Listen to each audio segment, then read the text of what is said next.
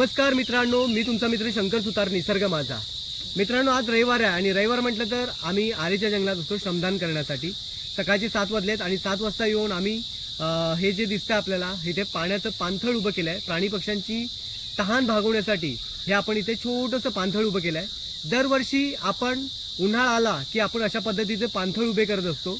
आता हे पहिलं पाणथळ आहे आणि ह्या पाणथळाला आपण नाव देतोय, नरेश काकांचं नाव देतोय, जे आमच्या सुतार समाजातील एक डॅशिंग असे व्यक्तिमत्व आहे. त्यांचं मी ह्याला नाव देतोय की तबेल्यामध्ये पाणी नसतं तर पाण्यासाठी खूप लांबून पाणी आणावं लागतं.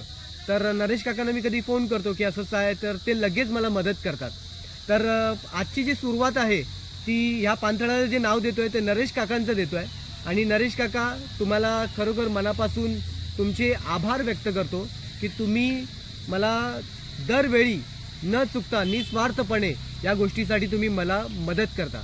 जे आजच्या याच्यामध्ये कोणीही या गोष्टीसाठी मदत करत नाही, पण तुम्ही न चुकता मला ह्या म्हणजे जसा उन्हाळा येतो तेव्हा तुम्ही मला फोन करता आणि ह्या गोष्टीसाठी मदत करता. तुमच्या सर्व कुटुंबाला ह्या निसर्गाकडून भरभरून आशीर्वाद मिळतील. तर मित्रांनो, उन्हाळा आहे, तुम्ही पण अशा पद्धतीचे पाण्याचे पाणथळ उभे करा जंगलामध्ये.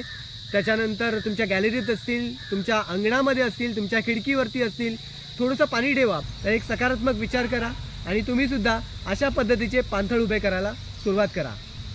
कॅमेरामन सेल्फी सोबत शंकर सुतार, निसर्ग माझा. जय हिंद, जय महाराष्ट्र.